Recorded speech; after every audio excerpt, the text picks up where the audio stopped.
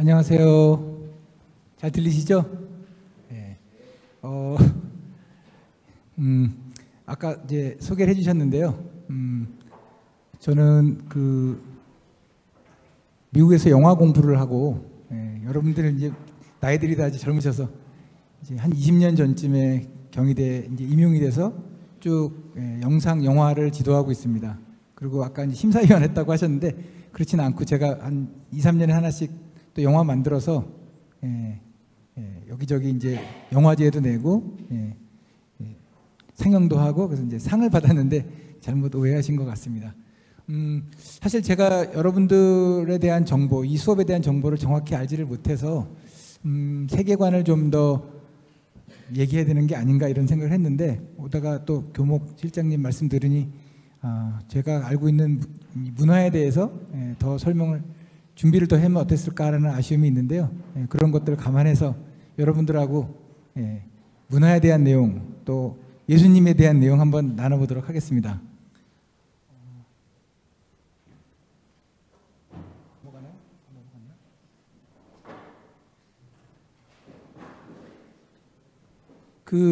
저 개인적으로 제가 여러분들 나이 때 저는 사실 예수님을 핍박하던 사람이었고요. 기독교를 믿지 않는 사람이었어요.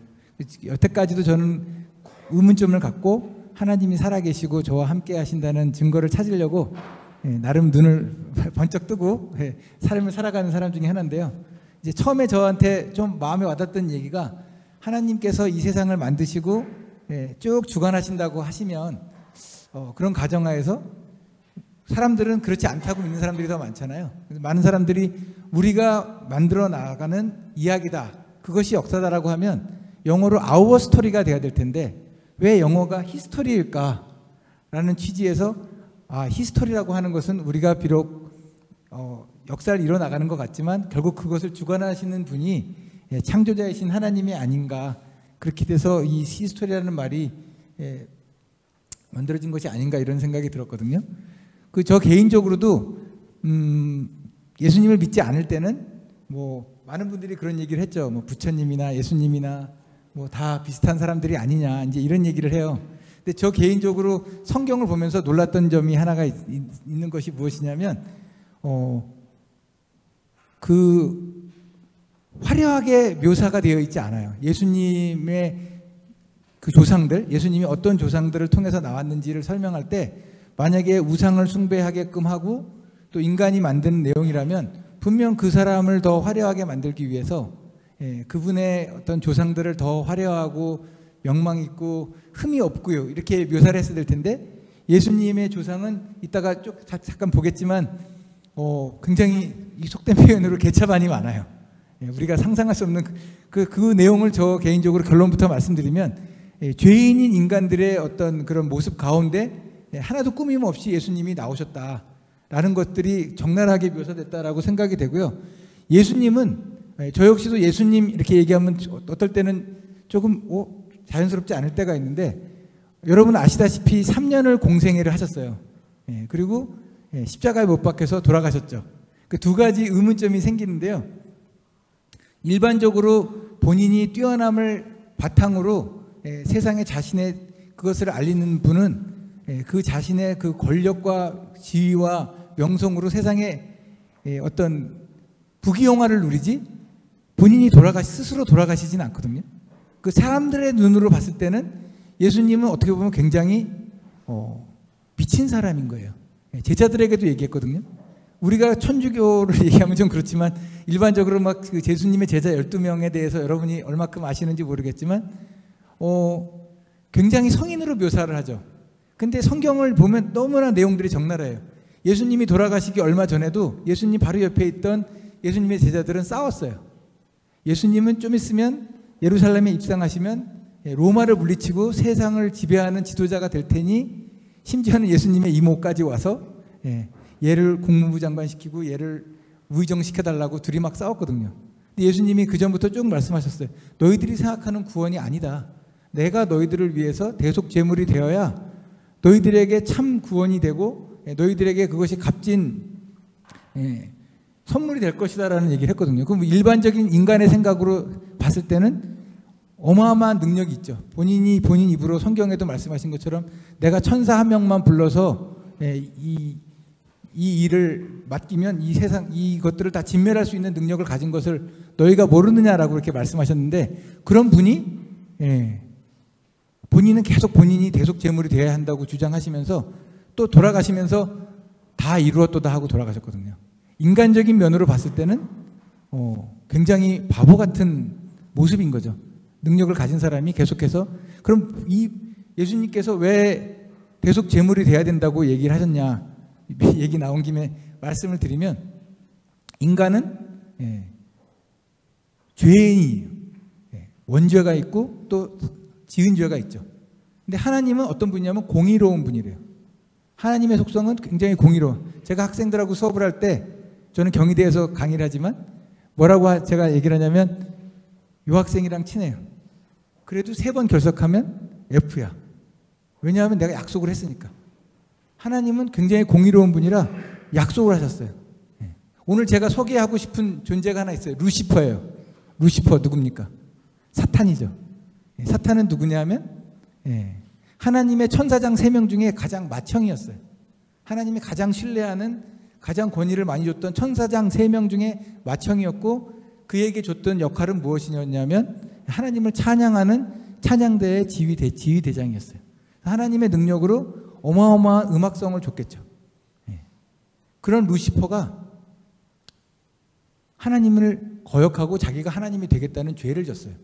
공의로운 하나님은 어땠을까요? 지금 당장 루시퍼는 죄를 지었으니까 너는 심판을 받고 지옥을 가라 하고 싶으셨을 거예요. 근데 왜 안 하셨을까요? 왜 아직까지 루시퍼는 이 세상에서 세상을, 이 공중 권세를 잡고 우리 대중문화를 잡고 흔들고 있고, 그를 따르는 천사들도 우리 꿈에 나타나서 가위도 눌리고 여러 문화에 이들이 간접적으로 역할을 하면서 우리를 현혹하고 우리를 타락시키고 있는데, 왜 그러면 루시퍼를 아직도 하나님은 심판하지 않으실까요? 하나님은 공의로운 하나님이시기 때문에 그래요. 하나님이 루시퍼를 심판할 때는요, 죄를 지은 사람들도 같이 심판해야 돼요. 요 사람만 봐주고 저 사람 봐주고 그럴 수가 없는 거예요. 하나님은 공의로우신 분이기 때문에 하나님이 심판을 예비하셨다면 그 심판의 때에는 어느 누구도 하나님의 공의의 잣대를 피해갈 사람이 없는 거죠. 하나님은 흠결이 없는 의로운 자만, 하나님의 나라에 가기에 의로운 자만이 하나님 나라에 갈 수 있다고 하셨어요. 그건 하나님이 정해놓은 법, 공의로운 하나님의 속성이기 때문이에요. 하나님이 성경에 보면 모세가 하나님을 그렇게 보고 싶어 했어요. 하나님이 보여주셨죠. 여기서 교회 다니시는 분은 알겠죠. 어떻게 보여주셨냐면 가리셨어요. 바위에 들어가라고 가리시고 옷자락만 싹 지나갔어요. 왜 그러셨냐? 너 안에 죄가 있기 때문에 너는 정령코 죽으리라 그랬어요. 의롭지 않은 자가 의로우신 하나님을 만나면 정령코 죽으리라 그랬거든요. 그래서 하나님은 우리를 사랑하셔서 성경 말씀에 뭐라고 하셨냐면, 내가 나의 사랑하는 독생자를 너희들에게 줌으로써 너희들에 대한 사랑을 확증했다고 하셨어요. 저는 45세 되게 늦게, 몇 살인지 모르겠어요. 잘 늦게 아이를 봤어요. 그 전에, 지금 이제 걔들이 10살쯤 됐는데, 10살, 11살인데, 그 전에는 독생자를 주셨다? 여러분들도 지금은 부모님들의 사랑하는 자녀들에 더 가깝죠. 여러분이 자녀를 두지는 않았잖아요. 언젠가 여러분이 자녀를 두시면 그 마음을 이해하실 거예요. 자녀를 줬다는 것. 자녀를 희생물로, 제물로, 어떤 제사에 그냥 제물로 줬다는 것은 내가 죽는 것보다 수천 배 어려운 일이에요. 저는 이런 고백이 은혜는 안 되는데, 제 자녀가 제물이 돼야 된다 그러면 그냥 하나님 안 믿으려고 그런 말이 나올 정도로 자녀를 준다는 건 정말 어려운 일이에요. 하나님이 로마서에 적어 놓으셨어요. 너희들이 내가 너희를 사랑한다는 걸 믿지 않는다고 하니 내가 너희들에게 그 증거를 주는 것은 바로 나의 외아들을 너희들에게 대속 제물로 줌이라 라고, 나의 사랑을, 너희들에 대한 사랑을 확증했다라고 그렇게 말씀하셨거든요. 그래서 하나님 나라에 가기 위해서는 하나님의 의로운 성품 때문에, 하나님이 까다로우신 분이 아니라 의롭지 않은 사람은 하나님 나라에 갈수록, 하나님이 사랑하는 자녀들이 하나님이 예비하신 그곳으로 다시 갈 수가 없는 거예요. 그래서 하나님이 준비하신 계획이 있는 거죠. 그 계획은 뭐냐면 인간이 가지고 있는 죄를 사할 수 있는 화목 제사를 지내는 거예요. 화목 제사. 그래서 그 제사의 제물로 흠결이 없는 어린 양을 제물로 드리고 그 제사가 이루어지고 그 제사를 믿는 사람, 믿는 그 제사가 나를 위한 제사였다라는 그 믿음이 있는 사람을 하나님이 의롭다 칭한다고 하셨어요. 의로운 게 아니라 의롭다 칭하고 그 의로움을 덧입어서 그 공의로운 하나님의 나라에 갈 수가 있는 것이다 라고 하나님이 성경을 통해서 말씀하셨어요. 그래서 성경에는 뭐라고 되어 있습니까? 구약이 있고 신약이 있죠. 구약은 뭡니까? 오래된 약속이에요. 신약은 뭔가요? 그러면 새로운 약속이죠. 올해가 몇 년입니까? 2025년이죠. AD 2025년이죠. AD가 뭐의 약자일까요? Age of Adonis예요. 하나님의 시대가 시작된 거죠. 언제부터? 구세주가 내려온 그날부터. 그러면 그 전은 뭐라 그러죠? BC라 그러죠. BC. BC는 뭐예요? Before Christ. 우리가 사는 이 삶은 두 개로 나눠지는 거예요. 구세주가 오시기 전과 구세주가 오셔서 그의 시대가 열린 그 두 개로 나눠지는 변곡점에 있는 그 분이 바로 예수 그리스도인 거예요. 그래서 예수님이 성경에 적혀 있기를 이 말씀을 안 믿는 사람들이 되게 싫어하는데요. 내 이름 말고는 천하에 하나님 나라로 갈, 아버지께로 갈 이름을 준 적이 없다라고 말씀하셨어요. 그래서 그거에 대해서 많은 사람들이 반박을 하죠.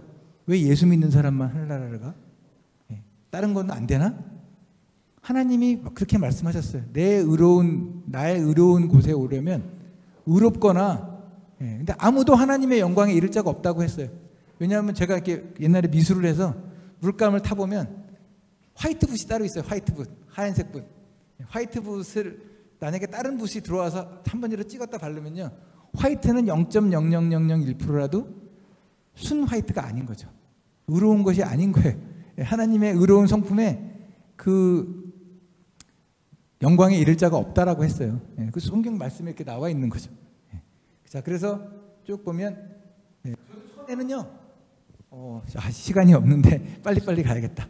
저도 처음에는 유태인이 믿는 것이 기독교가 아닌가 이렇게 생각했거든요.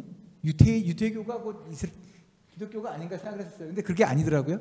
유태인들은 어떤 사람이냐면 하나님이 우리에게 하나님을 알리기 위해서 처음으로 지목을 하셔서 선택한 민족이에요. 그러니까 유태인이라고 하는 것은 보통 명사이면서 고유 명사라고 생각합니다. 구약 시대에는 유태인은 하나님의 선택을 받은 민족이라는 뜻이에요. 근데 이 신약 시대에는 유태인이라고 하는 것은, 신약 시대의 유태인은 바로 우리예요. 우리. 특히 한국, 미국, 가장 많은 선교사를 보낸 청교도의 나라 미국, 그리고 세계에서 두 번째로 열심히 하나님을 믿고 선교사를 보내고 그런 나라. 우리가 하나님을 믿는 우리가 신약 시대에는 유태인인 거죠. 그래서 하나님이 누구입니까? 아브라함이라는 사람을 통해서 내가 너를 통해서 민족을 하나 이루고 일방적으로 은혜를 베풀 것이다 라고 약속을 하셨어요. 왜냐하면 아브라함이 믿음을, 멋있는 믿음을 하나님 앞에 보여드렸어요. 하나님께 순종하는 모습을 그 얘기까지 하면 길어지니까. 그래서 신기하게도 그 말이 사실인지 우연인지 오늘날 우리가 알고 있는 세상을 쥐고 흔드는 경제, 문화, 정치, 모든 사람들이 다 누구냐면, 모든 사람이라고까지 얘기하면 유태인이에요. 미국에 여러분들 잘 아는 아이비리그라는 학교가 있죠. 아이비리그라는 스쿨이 있어요. 하버드도 있고 브라운도 있고 또 뭐 있습니까? 여러 개 많죠. 거기에 상당수가 그러니까 유태인의 80%는 거길 간다는 얘기가 있어요. 우리나라 사람들도 많이 가죠.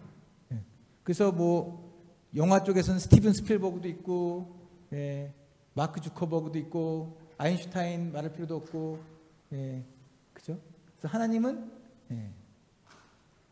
유태인들을 먼저 내셔서 유대인들을 통해서 하나님을 알리셨어요.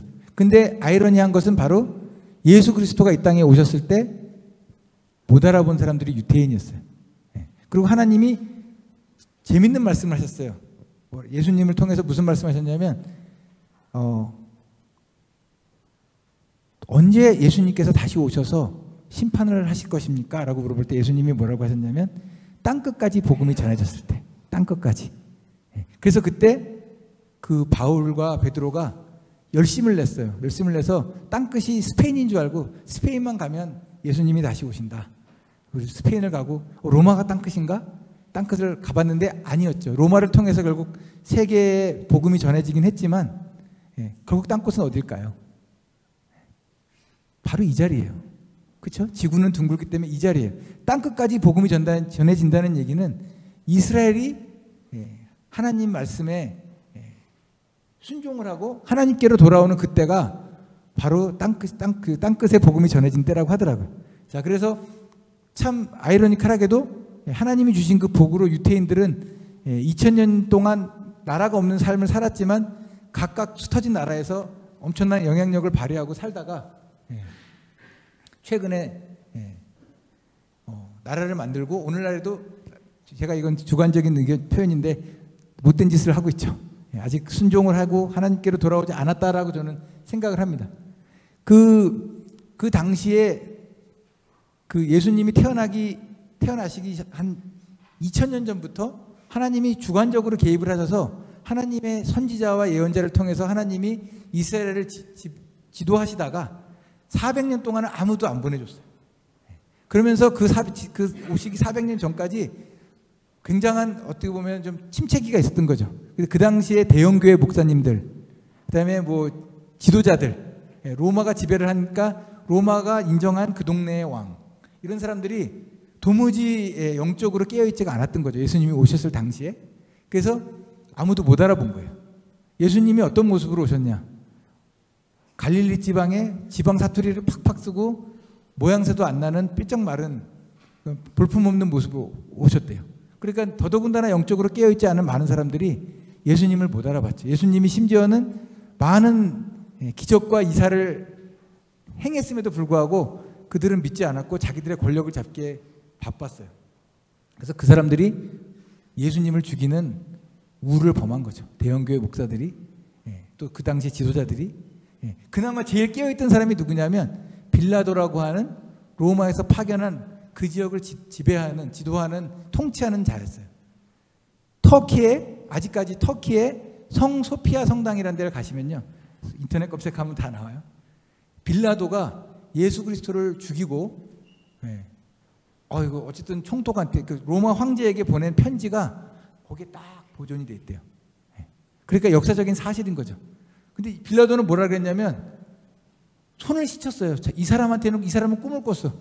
내가 하나님의 아들을 죽이는 우를 범할 것 같다는 그 부인이 꿈을 꾸고 이 사람도 알아서 그 사람은 이 예수 그리스도를 죽이는 거에 대해서 나는 내 책임이 없다. 너희들이 하도 해달라니까 해주는 거 손을 씻었고 오히려 그 당시에 옆에 있던 군중들이 죽이라고 얘기를 했어요.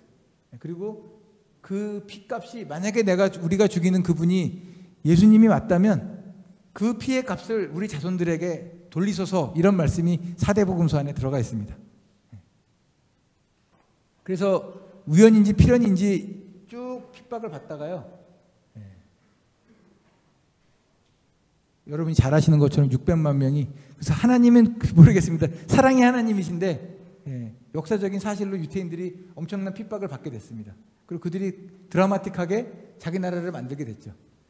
예수님은 항상 비유로 말씀하셨어요. 성경에 보면 예수님이 뭐라 그러냐면 무화과 나무의 비유를 배우라. 가지가 연해지고 잎사귀를 내면 여름이 가까운 줄 알고 인자가 가까이 문 앞에 있는 줄 알아라 라고 얘기했어요. 그 무화과는 열매를 맺어야 되는데 열매를 맺지 못하고 저렇게 있는 모습을 심히 나쁘게 보시고, 무화과 나무가 연해지면서 잎사귀를 낼 때가 바로 내가 올 때다라고 얘기를 했거든요. 그것은 비유로 말씀하신 것은 이스라엘이 예수님께로 돌아올 때를 얘기하는 것이다. 자, 그래서 우리가 이제 아까 앞서 말씀드린 것처럼 우리가 가지고 있는 죄의 문제들을 예수님께서 해결하시려고 오신 거죠. 빨리 넘어가죠. 마음이 살짝 위에 문화 얘기를 해야 되기 때문에 마음이 급하네요. 그래서 우리가 가지고 있는 자, 그래서 거기까지 얘기하면 아브라함의 피에서 이스마엘이라는 서자를 통해서 나온 사람들이 오늘날 아랍인들이고 이들이 믿는 존재가 이슬람이에요. 그래서 이슬람은 사실은 구약은 우리와 같이 공유를 해요. 그러나 이들은 선지자를 믿는 것이고 우리는 구세주를 믿는 것이죠. 심지어는 마음이 살짝 급해서 오늘 조금 설명을 많이 하려고 많이 해놨는데, 그래서 유태인들은 오늘날 믿고 있는 유태인들은 어마어마한 영향력을 행사하고 있어요. 미국에 가서 유대 커뮤니티에 들어가서 한국 사람인데 내가 오늘부터 유대교를 믿겠습니다. 근데 내가 돈이 좀 없습니다. 그러면 어마어마한 정착금과 매달 돈까지 준대요. 안 갚아도 돼. 더 황당한 거는 유태인들은 그렇게 들어가서 받으면 꼭 갚는데요. 또 그 사람들은. 그래서 그 구약에 나오는 내용들을 보면 뭐냐면 오래된 약속이죠. 구약에 많은 우리가 알 수 없는 내용들이 있어요. 근데 그 모든 것들이 다 성취가 됐는데 그 중에 이제 몇 가지만 얘기를 드리면, 이스라엘 백성들을 이집트에서 꺼내기 위해서, 이스라엘 백성들이 노예로 있을 때 이집트에서 꺼내기 위해서 모세가 가서 왕한테 이제 우리 나갈 테니까 내보내 주세요. 근데 말을 안 듣는 거죠. 우리의 그 좋은 노예들을 내보낼 수가 없어.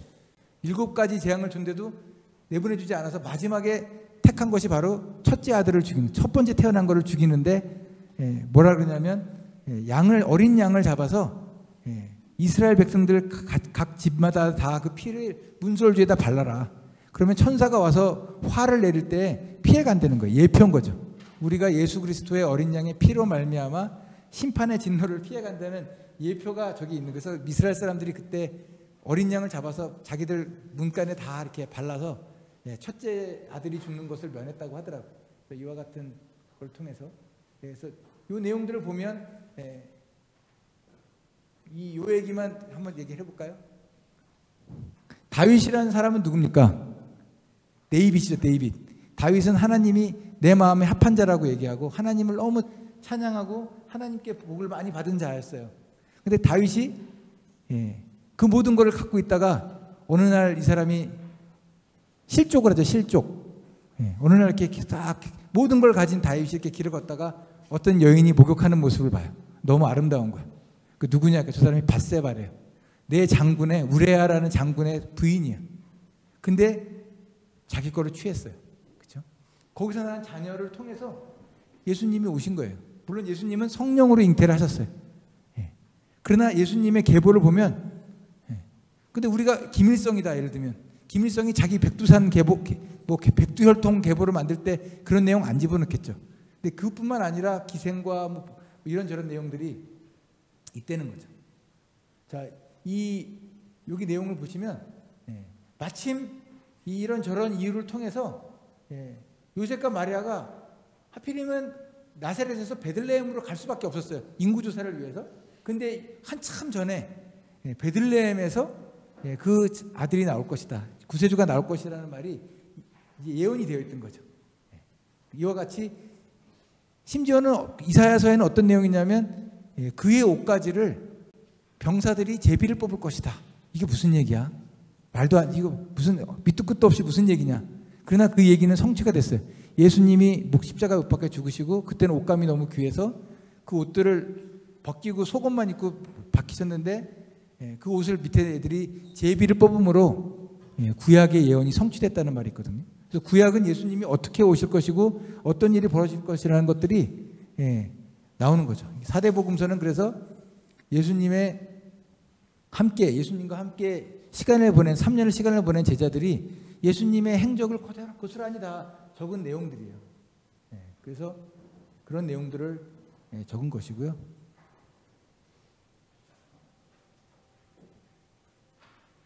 실제로 성경을 보시면 SF 같아요. 저는 그 내용을 볼 때마다 이 말은 정말 도전이 되는 거죠. 안 믿는다. 이것이 허무맹랑한 얘기다라고 하기에는 예수님의 어떤 그런 권위라는 것 이런 것들이 굉장히 믿어지는데 예수님이 죽은 자를 살렸대잖아요. 그런 내용들 보면 우리가 가지고 있는 어떤 숙명 같은 그런 부분들을 초월하시는 분이구나라는 것을 알 수가 있다는 거죠. 죄송합니다. 그래서 이와 같이 됐다. 자, 그래서 이 내용을 한번 다뤄볼까 해요. 개인적으로 아까 말씀드린 것처럼 하나님으로부터 예, 추방을 당한 하나님의 그 성가 대장이었던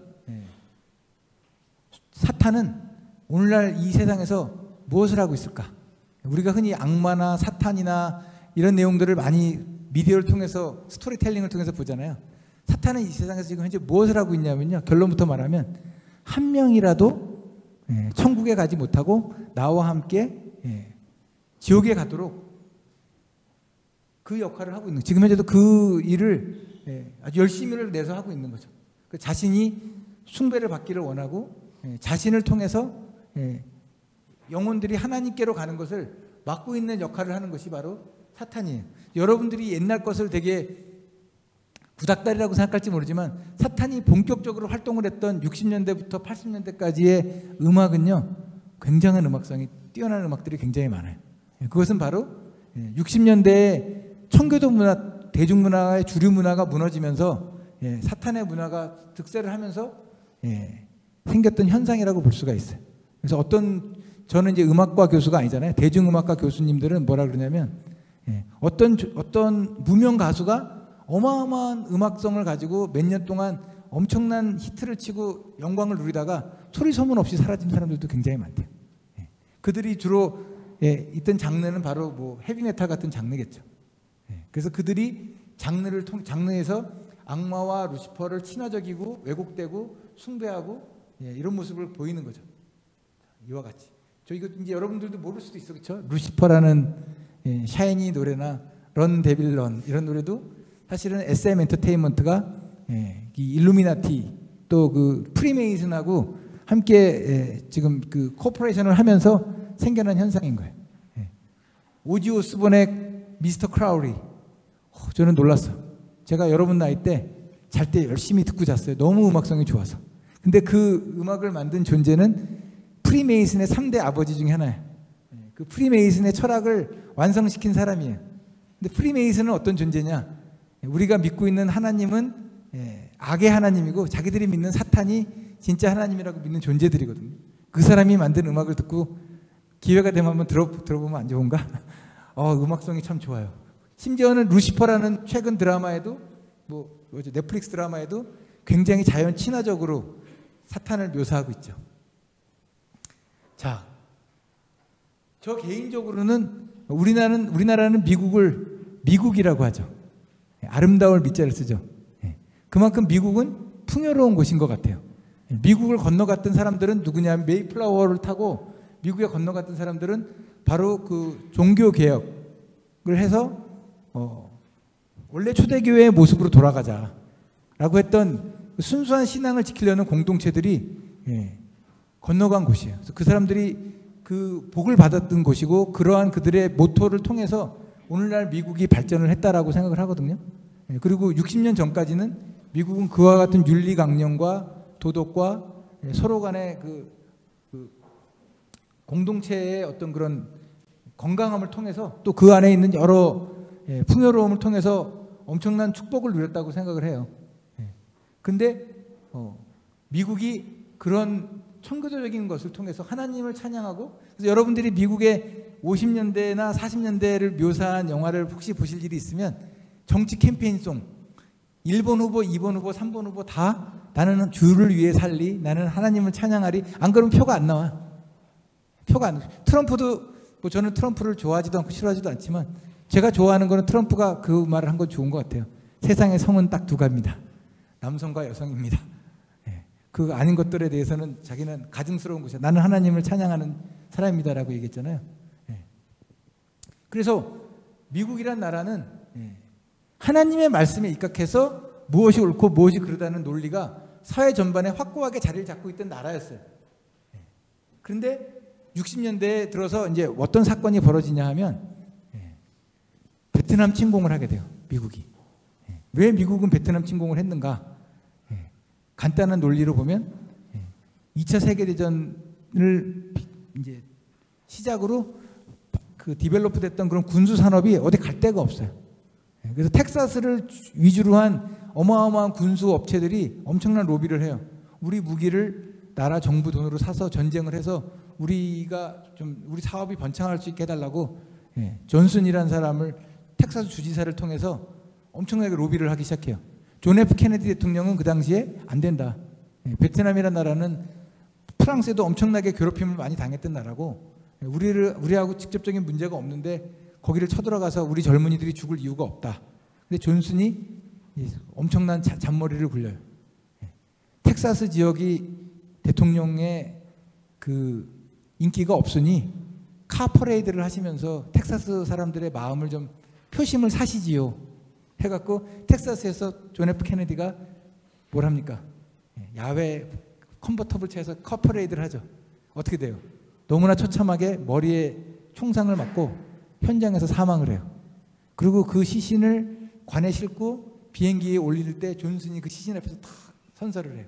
지금부터 제가 미국의 대통령입니다. 그리고 다음날 뭐가 되냐면 참전을 하는 걸로 얘기가 바뀌었어요. 많은 미국의 젊은이들이 그게 애국인 줄 알고 참전을 하죠. 그러나 그것은 아니었던 거죠. 그 내용을 다룬 영화가 너무 많아요. 7월 4일생이라는 영화도 그렇고 택시 드라이버도 그렇고 디어 헌트라는 영화도 그렇고 뭐 올리브 스톤 감독이나 수많은 감독들이 뿐만 아니라 뭐 위대한 레보스키라는 영화도 보면 다 훌륭한 청년들이고 순진한 청년이었어요. 갔다 와 보니까 어떻게 돼 있냐면 포르노 천국에 매춘 천국에 자기들은 살인자로 몰려 있어요. 그리고 휴 해프너라고 하는 플레이보이를 만든 사람이 지옥 유지로 앉아 있는 거예요. 문화가 대중문화가 다 음란 문화로 바뀌었고 자기들은 살인자로 다 바뀌어 있어요.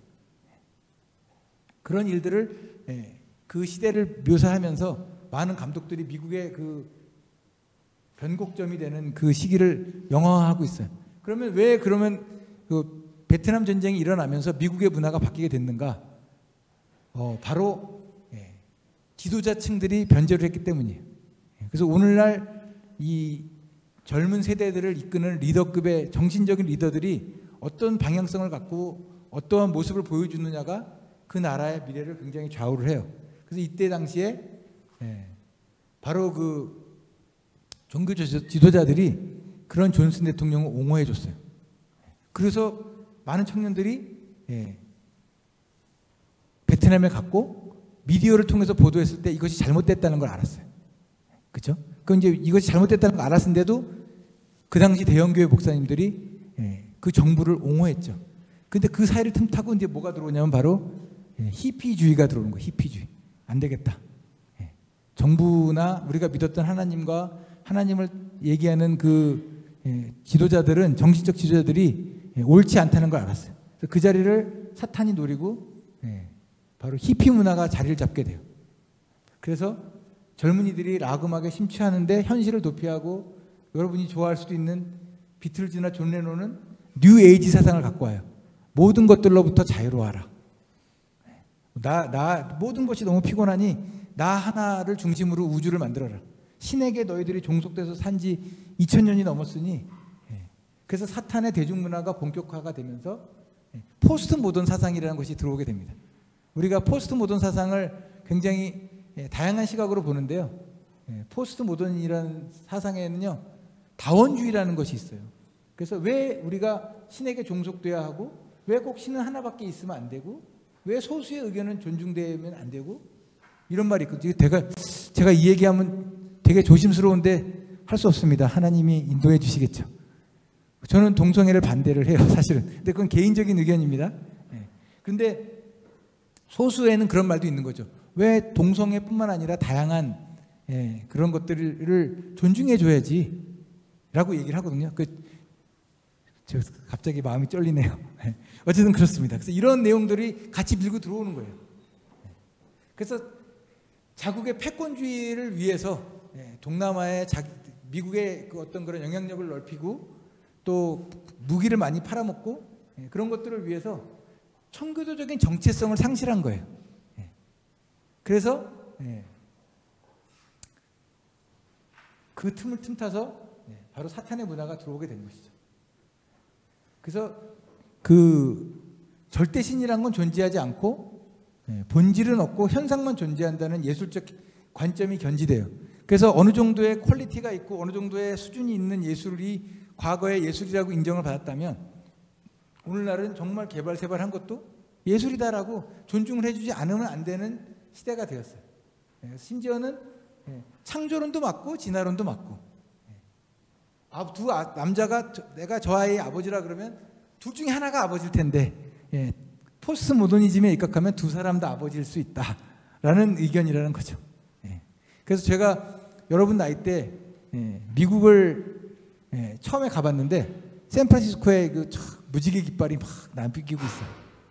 그래서 왜 무지개 깃발이 나부낄까라고 보니까 나는 동성애다라는 거를 되게 자랑스럽게 자기 집에 정체성을 보인 거더라고요. 그때는 제가 참 정체성을 얘기하는 용기 있는 그런 참 개척 정신이 강한 미국 정신이다라고 생각을 했었는데, 생각이 저는 바뀌었죠. 그래서 히피 문화가 이렇게 온 거예요. 그래서 뉴 에이지라고 하는 것도 사실은 뭡니까? 영감을 주고 피로를 해소하고 기분을 해소하고 이런 목적이라고는 하지만 사실은 내 자신이 신적인 존재가 될 수 있고 내가 우주의 중심이고 모든 것들로 자유하라는 그런 불운한 생각이 있는 거죠. 그래서 그 천교도적이던 천교도 국가였던 미국에는 오늘날 이와 같은 것들이 있는 거예요. 그러니까 저희가 LA에서 한 6년을 살았는데 제가 잘 가던 한솔 사우나라는 데가 있어요. 우리나라 사우나하고 별반 다름이 없어요. 근데 오늘날 미국 법에 의하면 남자가 옷을 싹 벗고 여탕에 자신 있게 탁 들어가도요, 그거 말리면 큰일 나요. 왜냐면 그 사람은 나는 무슨 성이냐면 몸은 남성이지만 나는 정신은 여성이야. 나는 여탕을 갈 거야. 그 사람 말렸다가 큰일 납니다. 그래서 지금 소송이 걸려 있대요. 그런 사람들이 나도 여탕 갈 권리를 달라. 그래서 그와 같은 것들에 지금 현재 정체성의 혼란으로 이제 미국 뉴욕주에는 32개의 공식 성을 드라이버스 라이센스에, 우리는 주민등록증을 발부하지만 미국은 그 개인 아이디가 뭐냐면 운전면허증이에요. 운전면허증에 옛날에는 F, 피메일이나 M 이렇게 써 있었는데 공식적으로 거기에 이제 32개가 있다는 거예요. 그러니까 나는 물리적으로는 남자고 정신적으로는 여자고 또 모르는 뭐고 뭐 그렇대요. 저도 저거 다 외우지도 못하고. 과거에는요, 꼭 제가 뭐 좋다고 얘기하는 건, 과거 60년대에는 미혼인 사람에게는 약국에서 피임약을 판매하지 않았대요. 청교도적인 생각이죠. 근데 이제 그런 것들에 대한 내용들은 이제 그렇게 된 것이죠. 그래서 이 내용들은 아까 말씀드렸던 그런 내용들이고요. 지금 현재 여러분들에게 제가 오늘 이 자리를 통해서 말씀드리고 싶은 것은 왜 예수님을 믿어야 하는가? 왜 예수님을 통하지 않으면 하나님 나라에 갈 수가 없는 것인가? 그럼 오늘날 대중문화에 있어서 무엇이 우리로 하여금 영적 전쟁의 기로에 서게끔 하는가? 사탄이란 존재는 어떤 존재이고 그 존재가 여러분들에게 지금 현재 어떤 영향력을 끼치고 있는가? 라는 부분을 여러분들하고 나누고 싶었습니다. 그래서 요약을 하면 사탄은 오늘날도 대중문화를, 그러니까 과거에 그러지 않았다는 거예요. 저도 옛날에 제가 80년대에 여러분 나이처럼 대중문화를 접했는데 굉장히 인간미가 넘쳤어요. 지금은 없어요. 에이드 오브 아프리카 들어봤습니까? 마이클 잭슨도 나오고 신디로퍼도 나오고 케니 로저스도 나오고 다 너무 옛날 사람들인가요? 그 사람들이 모여서 큰 콘서트를 했어요. 그리고 퀸도 나오고, 그래서 그 콘서트에서 나온 어마어마한 돈을 아프리카에 기증을 했어요. 그런 에이드가 엄청나게 많았어요. 그런데 그 당시에 어떤 그런 문화를 틈을 타서 결국은 하나님의 나라보다 인간 중심의 나라, 인간 중심의 그들의 노래의 이제 주 테마가 과거의 어떤 하나님 중심에서 이제 우리의 어떤 그런 본능을 자극하는 것들로 바뀌게 된 것이죠. 그래서 그런 속성을 알아야 되고, 그러한 우리가 하나님을 만나는 것들을 방해하는 모든 것에는 누가 있느냐? 사탄이 있다고 합니다. 이 얘기 좀 조심스러운데 그냥 좀 우회적으로 얘기를 할게요. 이 얘기만 하고 마치든가 해야겠네. 태국이나 이런 데 놀러 가시면요, 그러면 거기 이제 석가모니가 이제 득도를 하죠. 득도를 하잖아요. 그러니까 일반 그 왕자였다가 이 세상의 번민을 깨닫고 이 사람이 막 수행을 하다가 어느 날 뭔가를 3층 천을 보고 이 사람이 이제 소위 말하면 저게 되는 거잖아요. 부처가 되는 거잖아요. 그 정말 제가 거짓말이 아니라 거기 가면 그 석가모니가 어떻게 이 사람이 성인이 되느냐를 쭉 그림으로 그린 그런 내용들이 벽화가 있거든요. 그 뒤에 돕는 자가 있어요. 돕는 자. 가디언 엔젤이야. 석가모니를 득도하게끔 돕는 가디언 엔젤이 있어. 머리가 7개 달린 용이에요. 그래서 태국에 가면 머리가 7개 달린 용을 이렇게 숭배하는 그런 절들도 많이 있거든요. 그런데 요한계시록을 보면, 요한계시록은 예수님의 마지막 제자인 요한이란 사람이 반모섬에서 노년에 꾼 꿈을, 세상이 어떻게 끝날 것이라는 것을 하나님의 그 영감으로 보여주신 거거든요. 보면 사탄이 나오는데 사탄의 어떤 모습을 갖고 있냐? 머리가 7개 달린 용이에요. 그러니까 하나님께로 가는 모든 길을 막는, 거기에는 사탄의 역사가 존재한다는 거죠. 그래서 여러분들이 가깝게, 아주 가깝게 경험할 수 있는 곳이 있어요. 어디냐면 뭐예요? 미아리고개가 있어요. 미아리고개. 성신여대 가보셨나요? 성신여대? 성신여대에서 정릉을 넘어가는 고개에 좌우로 엄청난 점집이 있어요. 점집에는 가짜로 운명을 보는 사람들도 있고 신내림을 받은 존재들이 있거든요. 신내림을 받은 존재들은 어떤 사람들이에요? 바로 그 사탄을 따라 같이 어마어마하게 쫓겨난 그 신들이, 그 천사들이 그 사람들을 도미네이팅을 하고 거기서 주인 역할을 하고 있는, 그 점을 보고 있는 존재들이에요. 여러분들이 쉽게 만날 수 있어요. 정말 제대로 된 데만 찾아가면 그들은 뭐라고 하냐면 성령이 있는 그 성도들이 오면 지극히 높은 분이 왔다라고 쩔쩔쩔쩔 매죠. 그들을 통해서 하나님을 우리가 거꾸로 증거할 수도 있어요. 하나님으로 가는 길을 막는 모든 것들, 미신, 뭐 여러 가지 것들 가운데에는 사탄과 그를 따르는 천사들이 많은 문화 영역과 우리의 삶의 모습 속에서 열심을 내고 있다라는 것들을 이 수업 시간을 통해서 여러분들에게 나누고 싶고요. 그래서 여러분들이 문화를 볼 때, 뭐 영화도 보고 뭐 드라마도 보고 많은 걸 볼 때 그런 것들을 조금은 분별할 수 있는 눈으로 보시면 좋겠다라는 말씀 또한 드리고 싶습니다. 목사님 오늘 어떻게 좀 시간이 됐는지 모르겠습니다. 그러면 좀 그냥 마칠까요? 아니면 뭐 질문 시간을 가질까요? 질문 시간 같이 가질까요? 질문을 받아보도록 하죠. 괜찮습니다. 저 개인적으로는 코엔 브라더스라고 하는 형제 영화 감독이 있어요. 그 감독이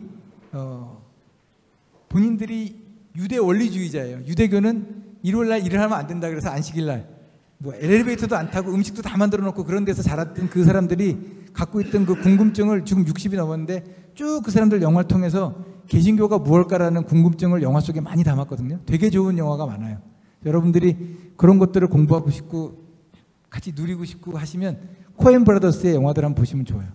그 오 형제 어디 있는가 이런 영화도 좋고 최근에 헤일 시저 그 다음에 뭐 재밌는 영화들이 되게 또 노인을 위한 나라는 없다 이런 영화도 봐도 그들이 정말 우회적으로 하나님이 어떤 분인지를 그 영화를 통해서 이렇게 복음을 전하고 있거든요. 질문 받아보죠. 질문 있을 것 같은. 열심히 강의를 들으신. 없어요? 아쉽다. 질문을 그래도 안 받고 간다는 게.